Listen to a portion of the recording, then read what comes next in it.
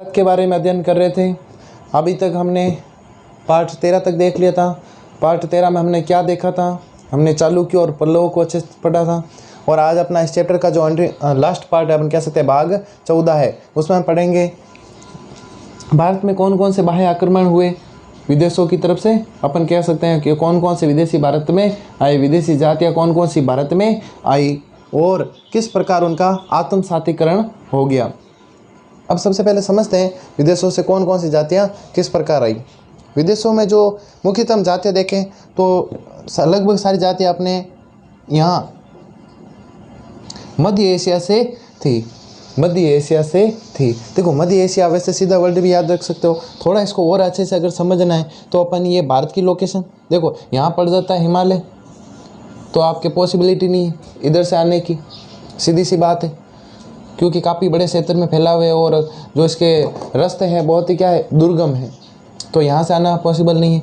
यहाँ आपके समुद्री मार्ग रह गया तो इतनी बड़ी नौसेना भी होती नहीं थी, तो जो आपके रास्ता बसता था कौन सा, ये वाला, इस रास्ते से ही क्या विदेशी भारत में अपन के ना अरब आक्रमणकारी की चर्चा कर चुके हैं, वो सारे यहीं से आते थे। अब देखते हैं जो अपने जो शक है, कुषाण है, ये आपके कहते हैं मध्य एशिया से है। मध्य एशिया में देखो कौन सा स्थान अपन बात करें तो ये पाकिस्तान हो गया।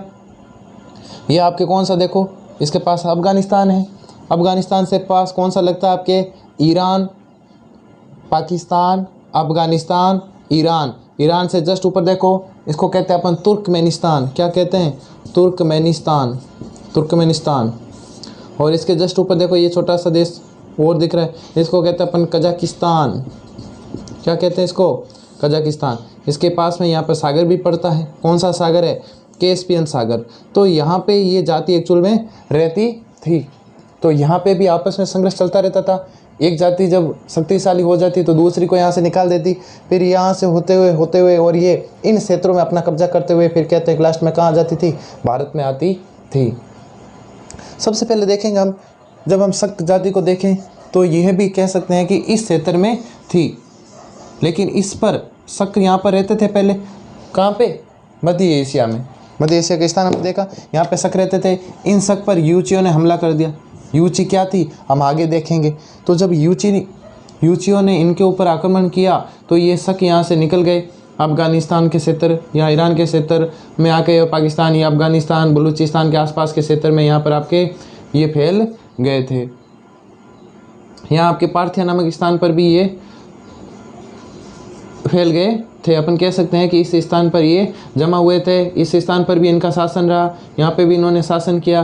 फिर क्या होता देखो, मध्य एशिया की लड़ाकू जनजाति थी। देखो आमतौर पर अरब क्षेत्र की जो जनजातियाँ थी वो सारी लड़ाकू होती थी। कारण था उसका कि जो अपन कह सकते हैं कि वहाँ पर इतनी ज़्यादा, जितने भारत में उपजाऊपन है, जितना भारत की जितनी संस्कृति गौरवशाली रही है, अपन देख सकते हैं कि भारत में किस प्रकार उपजाऊ बन रहा है, और अपन कह सकते हैं भारत को सोने की चिड़िया भी कहते थे।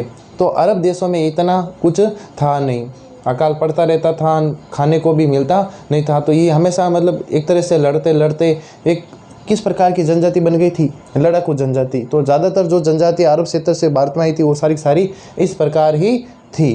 तो हम देख सकते हैं कि शक के बारे में अगर सबसे पहला पॉइंट है तो ये मध्य एशिया की क्या थी, लड़ाकू जनजाति थी। अफ़गानिस्तान बलूचिस्तान के क्षेत्र पर इसका शासन, बाद में यहाँ से निकल कर कहाँ आई थी, अफ़गानिस्तान बलूचिस्तान के आसपास इसने शासन किया। फिर देखो पार्थिया में भारत आते समय ये 5 भागों में बंट गई।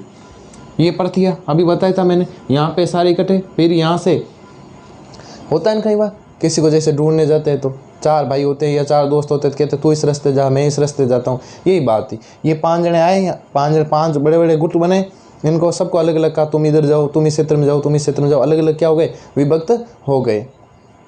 तो 5 भागों में क्या हो गए थे, विभक्त हो गए थे। एक भाग कहाँ चला गया, नेपाल चला गया, उसके बारे में हमें चर्चा करनी नहीं है। भारत में कितने भाग आए, 4। भारत में ये कौन से दर्रे से आए भाई, बोलन दर्रा, इंपॉर्टेंट है, बोलन दर्रा। सीधा सीधा क्वेश्चन आपसे पूछेंगे, विदेशी जाति शक भारत में कौन से दर्रे से प्रवेश किया, भारत में कौन से दर्रे से उसने प्रवेश किया, तो कौन सा नाम है, बोलन दर्रा, बोलन।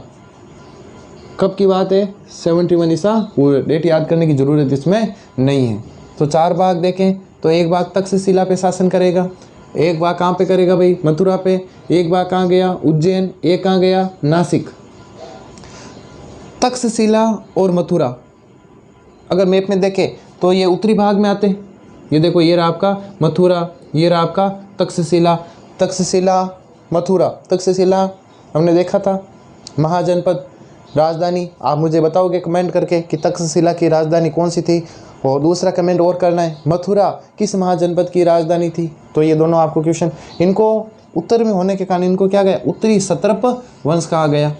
भारत में तक्षशिला और मथुरा के जो शक थे उनको उत्तरी सत्रप वंश कहा गया। इसके अलावा जो उज्जैन और जो नासिक के थे ये इस साइड में पड़ गए। देखो कौन से साइड है ये? पश्चिमी। तो इनको क्या कहेंगे अपन? पश्चिमी सत्रप वंश पड़ा हुआ है। पश्चिमी सत्रप वंश की चर्चा अपन कर चुके हैं, याद होगी आपको। चलो सबसे पहले बात करें तक्षशिला की। तो तक्षशिला में हमें मुख्यतः दो शासकों के बारे में जानकारी मिलती है। एक है आपके मावेज और दूसरा है एजेज। एक है मावेज, एक कौन है? मावेज। एक कौन है? एजेज। इस मावेज को माउस भी कहते हैं। अब इस तक्षशिला में जो इनका शासन था शकों का, किसने नष्ट किया था? पल्लवों ने। और पल्लव के बारे में हम अच्छी तरह से पढ़ चुके हैं। इसके बाद आगे चलते हैं। कुछ खास है नहीं, याद रखो, ठीक है, नहीं तो कोई ज़्यादा जरूरी इसमें है नहीं। लेकिन अगर आपसे शक और कुषाण पर संक्षिप्त परिचय पूछ ले तब आपके लिए थोड़ा इंपॉर्टेंट रह जाता, ताकि इनके बारे में आप एक एक लाइनें लिखो तो भी 3-4 लाइनें आराम से हो जाए। और जब भी आपसे 4 नंबर का क्वेश्चन पूछा जाए तो कम से कम 5-6-7 लाइनों के आसपास इसका टारगेट रहता है। मथुरा की देखें तो मथुरा में मुख्यतः हमको हमायस, हगान इनकी जानकारी मिलती है। इसके अलावा एक आपके नासिक में सिंह शीर्षक लेख भी मिला है। सिंह शीर्षक लेख भी मिला है। मथुरा में ही है ना, ये मथुरा में ही मिला है। कहाँ पे मिला है? मथुरा में। मथुरा में सिंह शीर्षक लेख मिला है। इसमें जो राजबुल है उसको क्या कहा गया है? महासत्रप कहा गया है। ये आपके 1 नंबर का क्वेश्चन बन सकता है आराम से। महासत्रप किसे कहा गया है? राजबुल को कहा गया। कौन से शीर्षक लेख में? सिंह शीर्षक लेख। कहाँ है? मथुरा में। कौन सा है ये? मथुरा के शासक है। ज़्यादा इसमें कुछ वैसे याद रखने की ज़्यादा जरूरत है नहीं। किन के द्वारा नष्ट किया गया? कुषाणों के द्वारा। तो देखो तक्षशिला में मावेज और एजेज दो की हमें जानकारी मिलती है। इनको किसने नष्ट किया? पल्लवों ने। पल्लव के बारे में पढ़ चुके हैं। इसके अलावा मथुरा में जो जानकारी मिलती है हमने देखा, मैस है, अगान है, राजबुल है, महासत्रप को हमने इसके नाम को देख लिया। राजबुल को क्या कहा गया? महासत्रप। इनको नष्ट किसके द्वारा किया गया? कुषाणों के द्वारा। कुषाणों के बारे में आगे चर्चा हम करेंगे। आगे चलते हैं। उज्जैन और नासिक दोनों को मिलाकर कौन सा सत्रप वंश कहा गया भाई? पश्चिमी सत्रप वंश कहा गया है। उज्जैन में देखें तो इसकी स्थापना किसके द्वारा की गई? चष्टन के द्वारा। रुद्रदामन इसका एक महत्वपूर्ण शासक था। रुद्रदामन इसका क्या था? इंपॉर्टेंट शासक था। किसका? उज्जैन में अपने शकों का। जूनागढ़ अभिलेख से हमें रुद्रदामन के बारे में पता चलता है। इसका साम्राज्य बहुत ही क्या था? बड़ा था। जूनागढ़ अभिलेख में रुद्रदामन के बारे में हमें जानकारी मिलती है। उसने कौन सी झील? सुदर्शन झील का क्या करवाया था? जीर्णोद्वार करवाया था। डैम बना हुआ था बांध, उसका क्या करवाया था? जीर्णोद्वार करवाया था। तो जूनागढ़ अभिलेख का वैसे आप मुझे कमेंट करके बताओगे, जो आपकी सुदर्शन झील है किसके द्वारा बनवाई गई थी? उसके ऊपर डैम किसके द्वारा बनवाया गया था? पढ़ चुके हैं ना मौर्यों में। आगे चलते हैं। ये कंप्लीट इतना ही है बस। काफ़ी बड़ा साम्राज्य इसका था। इंपोर्टेंट शासक आपके रुद्रदामन। रुद्रदामन किसका था? उज्जैन का क्या था? शक था। इसको पश्चिमी सत्रवंश कहते हैं। और नासिक क्या कहलाता था? अलग से इसको क्या कहते थे अपन? शहरात वंश भी कहते थे। ये अलग अलग इनके नाम हैं। थोड़े अटपटे लग रहे होंगे लेकिन सीधी सी बात है, बार बार पढ़ोगे अपने आप याद हो जाएंगे। नासिक में हमें प्रमुख राजाओं की जानकारी, भूमक और नेहपान के बारे में जानकारी मिलती है। इसके अलावा इनका जो क्षेत्र था गुजरात, महाराष्ट्र, वैसे नासिक आप कहते हैं, महाराष्ट्र गुजरात क्षेत्र आसपास। विदेशों से इनके व्यापारिक संबंध अच्छे थे। इसके अलावा जोगलथम्बी पढ़ चुके हैं भाई। जोगलथम्बी में जो सिक्के मिले हैं उन सिक्कों पर क्या है? नहपान और गौतमी पुत्र सातकर्णी से संबंधित था। जब हमने पढ़ा था गौतमी पुत्र सातकर्णी के बारे में, तब वहाँ अपने जुगलथंबी सिक्कों की चर्चा की थी। उसमें आपके नहपान और गौतमी पुत्र दोनों की चित्र मिलती है। और इसमें ये चीज़ है कि गौतमी पुत्र सातकर्णी ने किसको हराया था? नहपान को हराया था। ये रहा नहपान। तो नहपान क्या हो गया था? हार गया था। किसने हराया था? गौतमी पुत्र सातकर्णी। इसीलिए इसको नासिक लेख में, कौन से लेख में? ये नासिक का है। नासिक लेख में इंपॉर्टेंट लाइन है, नासिक लेख में सहरात वंश का उन्मूलक कहा गया है। याद कीजिएगा, 1 नंबर का आपके इंपॉर्टेंट पॉइंट है। कौन सा?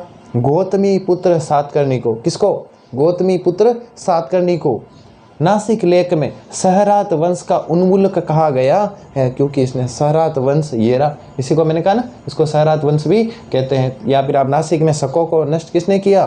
गौतमी पुत्र सातकर्णी ने। कमेंट करके बताओगे गौतमी पुत्र सातकर्णी किस वंश से संबंधित था। ये अपने कंप्लीट हो गया। कौन सा? शक। शकों के बारे में ज़्यादा है नहीं। मध्य एशिया की लड़ाकू जनजाति थी। बेसिक चीज़ें बता दी मैंने। 4 अलग अलग क्षेत्र में डिवाइड कर दिया। चारों क्षेत्रों के बारे में एक एक 2 शासक आप आराम से याद रख सकते हैं। इसमें ज़्यादा कोई दिक्कत है नहीं। रुद्रदामन का आपको विशेष ध्यान रखना है। और यहाँ पे आपके जो ये आपके सहरात वंश का उन्मूलक किसको कहा गया है? गौतमी पुत्र सातकर्णी को। ये नहपान के बारे में भी थोड़ा जानकारी आपको रखनी है। आगे चलते हैं। आपका जो नेक्स्ट वंश है कौन सा? कुषाण वंश। देखो ये भी बाहर से आए थे, ये भी आए थे। इन्हीं को हमने यूची लगाया था, ये यूची थे। इनका क्या नाम है? और देखो इसी कुषाण वंश को हम यूची या तोचेरियन वंश भी कहते हैं। इनके भी 5 भाग बन रहे थे। आगे जाकर 1 भाग भारत में आया था। तो सबसे पहले इसका जो शासक मिलता है, क्या नाम मिलता है उसका? कुजुल कडफिसस प्रथम। कुजुल कडफिसस प्रथम। ये इसका क्या था? संस्थापक। दक्षिणी अफगानिस्तान, काबुल, कंधार, पार्थिया अभी बता दिया, इन क्षेत्रों पर इनका शासन रहा। देखो अलग अलग समय में आए थे। वैदिक धर्म का क्या था? समर्थक था। ये इंपॉर्टेंट बात इसके बारे में आती है, कुजुल कडफिसस के बारे में। ये कौन से धर्म का समर्थक था? वैदिक धर्म का समर्थक था। इसके बाद देखो विम कडफिसस द्वितीय के बारे में जानकारी मिलती। भारत के विशाल क्षेत्र पर राज्य किया इसने, कह सकते राज किया। शैव भक्त था ये, इसीलिए इसके सिक्कों पर भगवान शिव, नंदी और त्रिशूल की आकृतियाँ मिलती है। तो कह सकते हैं क्या था? शैव भक्त था। भाई सीधी सी बात है। इसके समय के हमें सिक्के मिले, उन सिक्कों पर हमें शिव की मूर्ति, नंदी और त्रिशूल की मूर्तियाँ मिलती है। इसे हम कह सकते हैं कि ये क्या था? शैव भक्त था। इसके अलावा सोने के सिक्के शुद्ध भारत में, वैसे सोने के सिक्के तो इंडो यवन जब आक्रमण हुआ था उस समय जो उनके शासक थे उनके द्वारा प्रयोग किए गए थे। आपको याद नहीं रखना। आपको देखो सोने के जो सिक्के हैं, सबसे पहले जो शुद्ध सिक्के, शुद्ध का मतलब समझते हो? एकदम बढ़िया, कोई भी उसमें मतलब कह सकते हैं कि अशुद्धता नहीं हो, एकदम शुद्ध सिक्के सोने के किसके द्वारा भारत में पहली बार जारी किए गए थे? विम कडफिसस द्वितीय के बारे में।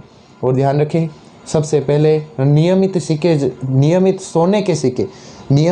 सोने के सिक्के जारी करने वाला भी कौन था? विम कडफिसस द्वितीय। ये भारत में क्या था भाई? पहली बार था। इसकी राजधानी कौन सी थी? पुरुषपुर, जिसे हम क्या कहते हैं वर्तमान में? पेशावर कहते हैं। तो पुरुषपुर राजधानी किसकी थी भाई? विम कडफिसस द्वितीय। अब आ रहा है आपके सबसे इंपॉर्टेंट शासक। यहाँ पे से आपके 4 नंबर के क्वेश्चन और 1 नंबर के क्वेश्चन दोनों यहाँ से तैयार होने चाहिए। कनिष्क की बात करें तो ये कुषाणों का क्या था? कुषाणों का प्रमुख शासक था। कश्मीर में कुंडलवन में, कहाँ पे? कुंडलवन में चौथी बौद्ध संगीति का आयोजन करवाया। आप कहोगे सर बौद्ध संगीति क्या है? देखो सिंपल सी बात है, बौद्ध अपने धर्म प्रचार के लिए क्या करवाते थे? संगीति मतलब कह सकते एक तरह से बैठक आयोजित करवाते थे। तो उन बैठकों में जो चौथी बैठक हुई थी वो किसके समय हुई थी भाई? कनिष्क के शासन काल में हुई थी। कहाँ हुई थी? कश्मीर के कुंडल वन में। ये इसकी अध्यक्षता किसने की थी? पार्श्व ने की थी। ठीक है, ये आपको याद रखना इंपॉर्टेंट लाइन है। इसके अलावा 78 ईस्वी में राज्यारोहण के समय, किसका राज्यारोहण? कनिष्क का। इसने कौन सा संवत चलाया? शक संवत चलाया। इसके अलावा इसकी जो दूसरी राजधानी इसने किसको बनाया भाई? मथुरा को बनाया। देखो पहली राजधानी पेशावर थी, दूसरी उसने किसको बना दिया? मथुरा को बना दिया। इसके अलावा कश्मीर में कनिष्क ने अपने नाम पर एक शहर बसाया। नाम क्या था उसका? कनिष्कपुर। इसके अलावा महास्थान बोगरा में, देखो महास्थान बोगरा वर्तमान में आपके बांग्लादेश में पड़ता है। महास्थान बोगरा वर्तमान में कहाँ पड़ता है? बांग्लादेश में। पाई गई सोने की मुद्रा में कनिष्क की खड़ी मूर्ति मिली है। कनिष्क की कैसी मूर्ति मिली है? मतलब सिक्के के ऊपर फोटो बनी हुई थी कनिष्क की, खड़ा कनिष्क था, मतलब सीधा कनिष्क। कहाँ पे मिली? महास्थान बोगरा, ये वर्तमान में कहाँ है? बांग्लादेश में। इसके अलावा मथुरा में कनिष्क की प्रतिमा मिली है। घुटने तक क्या पहना हुआ भाई? चोगा पहना हुआ है। किताब में फोटो दी हुई है उसकी, घुटने तक चोगा पहना हुआ है। मतलब एक तरह से अपन कह सकते हैं कि यहाँ जो विदेशी जो ड्रेस थी, विदेशी जो वस्त्र थे, उसके अकॉर्डिंग इसके पहने हुए थे। तो घुटने तक चोगा था और भारी ऊँट थे। ऊँट का मतलब जो अपने सूज कहते हैं, जिनको बड़े स्तर पर बड़े बड़े थे। इसके अलावा तांबे की कनिष्क की वेदी पर बलि देते हुए भी तांबे के जो सिक्के हैं, देखो भारत में सबसे ज़्यादा तांबे के सिक्के भी कुषाणों द्वारा ही जारी किए गए थे। तो इन तांबे के सिक्कों पर भी कनिष्क को खूब सारी फोटो अलग अलग मिली है, जिसमें इसको बलि देते हुए भी दिखाया हुआ है। वैसे कोई खास इंपॉर्टेंट ये है नहीं। अब जो खास इंपॉर्टेंट ये आ रहा भाई, इसके दरबार में देखो पार्श्व देखा आपने, चौथी बौद्ध संगीत आयोजन अध्यक्ष थे वसुमित्र अश्वघोष जैसे प्रमुख बौद्ध विचारक थे। जैसे प्रमुख क्या थे? बौद्ध विचारक थे। इसके अलावा नागार्जुन जैसे महान गणितज्ञ थे, जिन्हें भारत का आइंस्टीन भी कहा जाता है। भारत का आइंस्टीन किन्हें कहा जाता है? नागार्जुन को कहा जाता है। इसके अलावा चरक जैसे महान चिकित्सक थे, डॉक्टर थे। इसके अलावा महायान शाखा का अभ्युदय भी इसी काल में हुआ। अब आप कहोगे सर महायान क्या है? देखो बौद्ध धर्म 2 भागों में बंट गया। बौद्ध धर्म वैसे 9th क्लास में पढ़ चुके हैं अपने, 2 शाखाओं में बंट गया था, हीनयान और महायान। तो इसके समय महायान शाखा का क्या हुआ था? अभ्युदय हुआ था। अभ्युदय मतलब आरंभ हुआ था। तो अब महायान शाखा का आरंभ हुआ और उसका धीरे धीरे विकास भी हुआ। और कनिष्क के शासनकाल में कह सकते हैं कि इस बहुत काफ़ी बड़े साम्राज्य पे इसका शासन था। विदेशों के साथ भी अच्छे खासे संबंध थे, विदेशों के साथ व्यापारिक संबंध थे। तो अपन कह सकते हैं कि भारत की आर्थिक समृद्धि इस समय हमें झलकती है। आर्थिक समृद्धि कैसे? वही सोने के सिक्के जारी कर रहे हैं। आप स्पष्ट रूप से देख सकते हो क्या समृद्धि होगी या नहीं होगी। सोने के सिक्के जारी करना ही अपने आप में एक आर्थिक समृद्धि का क्या था? प्रतीक। वो भी नियमित रूप से सिक्के जारी किए गए थे। इसके अलावा लास्ट जो छोटी सी एक और जाति बस्ती है अपने हूण, ये भी विदेशी जाति थी, कह सकते हैं इसी रूट से भारत में आई थी। हूण सम्राट गुप्त के समय आक्रमण हुआ था। उस समय स्कंदगुप्त, जो कि सम्राट गुप्त का क्या था? पुत्र। स्कंदगुप्त के बारे में भी हम पढ़ चुके हैं। स्कंदगुप्त ने इस बंजारे हूण को क्या कर दिया था? पराजित कर दिया था और हूणों को वापस यहाँ से भगा दिया। लेकिन लगभग 30-35 साल बाद में वापस आते हैं। उस समय जो इनका हूण का जो लीडर होता है, सेनापति होता है, उसका नाम तोरमान, ये पूरे गुप्त साम्राज्य को क्या कर देता है? नष्ट। वैसे कहूँ तो इस समय गुप्त साम्राज्य में आप में गृह युद्ध चल रहा था। गृह युद्ध का मतलब समझते हो? आपस में ही लड़ रहे थे। तो इसने फूट का क्या उठाया? फायदा उठाया और मौका देखते ही गुप्त साम्राज्य को कह सकते हैं कि नष्ट कर दिया। पंजाब राजपूताना सिंध मालवा आदि कई जगहों पर इसने शासन स्थापित किया। इसने महाराजा धीराज की उपाधि भी धारण की। इसके अलावा इस तोरमान का बेटा मिहिरकुल मिलता है। ये भी इंपॉर्टेंट शासक है। कौन मिलता है भाई? मिहिरकुल। सियालकोट को इसने राजधानी बनाया। सियालकोट क्या थी? कहाँ है वर्तमान में? पाकिस्तान में। सियालकोट कहाँ है वर्तमान में? पाकिस्तान में। तो इसको अपनी राजधानी बनाया। इसके अलावा ये बौद्ध भिक्षुओं से बहुत ही गणना का भाव रखता था। ये मतलब देखते ही उनको गणना हीन भावना से पैदा होती थी। मन में समझता था पता नहीं ये कैसे है बौद्ध भिक्षु। तो इसने क्या किया?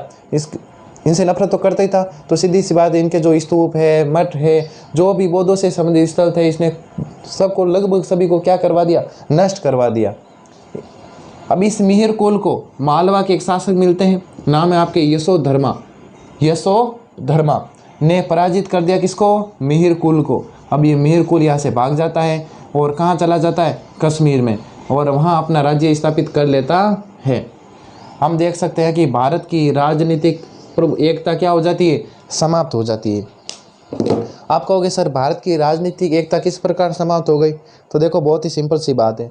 भारत की राजनीतिक एकता का देखें, गुप्त साम्राज्य को देखें तो पूरे भारत को लगभग एक साथ जोड़ा हुआ था, लेकिन गुप्त साम्राज्य क्या हो गया, नष्ट हो गया और भारत जहाँ छोटे छोटे टुकड़ों में बंट गया, भारत छोटे छोटे टुकड़ों में बंट गया। तो अपन कह सकते हैं कि भारत की राजनीतिक जो एकता थी, जो एक वंश शासन कर रहा था बड़ा, वो अब समाप्त हो गई थी। अब देखो मध्य वंश या मध्यकाल में, अगले चैप्टर अपन देखने वाले मध्यकाल में क्या क्या होता है। अब अनिश्चितता थी, इस भारत पर कौन शासन करेगा, कोई फिक्स नहीं था कि कोई भी वंश शासन कर सकता है। अब इस स्थिति का कौन लाभ उठाता है, क्योंकि अब कह सकते हैं कि भारत में मुख्यतः अब ऐसे शासक ज़्यादा बचे नहीं थे कि वो शासन कर पाए। अब देखो एक लास्ट पॉइंट बचता है अपना आत्मसातीकरण। आत्मसातीकरण क्या होता है? अपन कहते हैं कि जो अपनी भारतीय संस्कृति है, विश्व की सबसे बड़ी संस्कृति, विश्व की प्राचीन संस्कृति है, इसमें क्या होता है, जो भी आया वो अपन कह सकते हैं इस संस्कृति में, इस भारत ने उसको अपने में समा लिया। मतलब क्या हुआ, कैसी भी जातियाँ विदेशों से भारत में आई देखा हमने, लेकिन वो भारत में क्या हो गई, यहाँ की संस्कृति में मिल गई। संस्कृति में मिलने का मतलब कि जैसे यहाँ के लोग थे वे भी वैसे बन गए और भारतीय संस्कृति में मिलजुल कर रहने लगे। इसी को हम क्या कहते हैं, आत्मसातीकरण। देखो कुषाणों का, जैसे कनिष्क को देखो बौद्ध संगीत का आयोजन कराया, बौद्धों का इसने इतना ज़्यादा विकास किया कि हम ये नहीं कह सकते ये कोई विदेशी होगा। तो हम इस प्रकार कह सकते हैं कि जो भी ये वंश भारत में आए, भारत में रहकर इन्होंने शासन किया और भारत को कह सकते हैं कि हालांकि राजनीतिक एकता समाप्त हुई थी, लेकिन जो प्रमुख कुछ शासक थे उन्होंने अच्छे काम भी किए और भारत में ही कह सकते हैं कि इनकी सबकी संस्कृति भारत में क्या हो गई, विलय हो गई। अब इसी के साथ अपना जो चैप्टर फर्स्ट था स्वर्णिम भारत कंप्लीट हो गया। अब इसके में कुछ छोटी मोटी चीज़ें आपके एक दो पॉइंट छूटे हुए हैं, जैसे गणराज्य क्या होता है, महाजनपदों में गणराज्य कितने थे, या जो भी उनको अपन क्वेश्चनों के अकॉर्डिंग ले लेंगे। अब मैं क्या करूँगा, जब आपकी एग्ज़ाम डेट आ जाएगी, अभी एग्ज़ाम होना है एसएसटी का, एग्ज़ाम डेट आने से पहले मैं इंपॉर्टेंट जो भी क्वेश्चन होंगे वो मैं बनाऊंगा। इस चैप्टर से भी 3-4 क्वेश्चन बनाऊंगा और उसको मैं अलग से सोल्व खुद ही यहाँ पे करूँगा। तो जो बच गया अपनी गणराज्य, जो भी छोटे मोटे कोई पोर्शन है तो उसमें ऐड हो जाएगा। आपका अभी क्या काम है, अच्छे से इसको बस बार बार पढ़ते रहो। अपन अगले चैप्टर के साथ फिर अगले वीडियो में मिलते हैं।